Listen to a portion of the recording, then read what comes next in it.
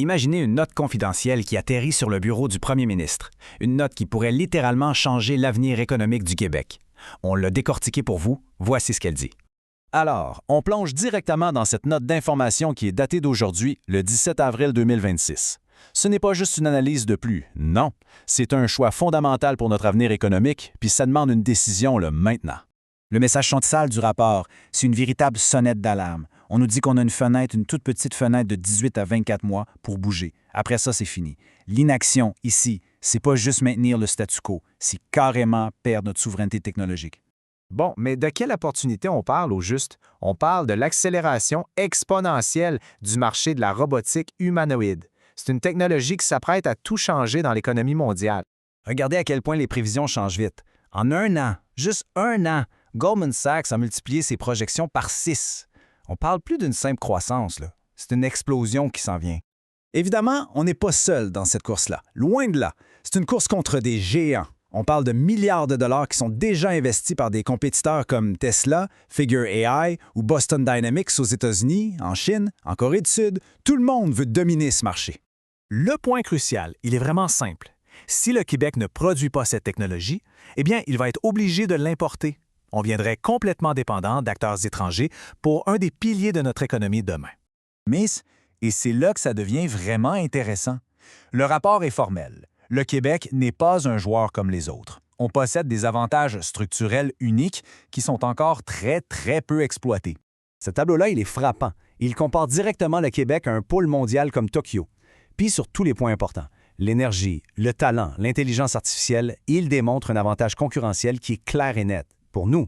L'avantage le plus spectaculaire, c'est notre énergie. Notre hydroélectricité nous coûte 4 cents le kilowattheure. À Tokyo, c'est 22 cents. C'est un moteur de compétitivité industrielle qui est absolument massif. Et attention, ces forces-là, elles ne sont pas isolées. Elles forment un écosystème complet qui est déjà en place. On a un pôle de recherche mondial avec le Mila, on a une base manufacturière solide, puis on a des champions locaux comme Kinova et Sanctuary AI. Tout est là. OK. Donc, avoir les bons ingrédients, c'est une chose. Mais comment on les assemble? Le rapport propose une recette qui a fait ses preuves, le modèle fractal de Terman. Puis ça, ce n'est pas de la théorie de bas étage. C'est le plan exact qui a servi à bâtir la Silicon Valley, un des moteurs économiques les plus puissants de toute l'histoire. Le rapport montre que ça peut marcher à nouveau, mais cette fois, ici. Le point le plus important du rapport, il est là. Chaque brique du modèle qui a créé la Silicon Valley, eh bien, on a déjà son équivalent direct au Québec. Du Mila à notre culture entrepreneuriale, tout est sur la table. Il manque juste l'étincelle politique pour connecter les morceaux.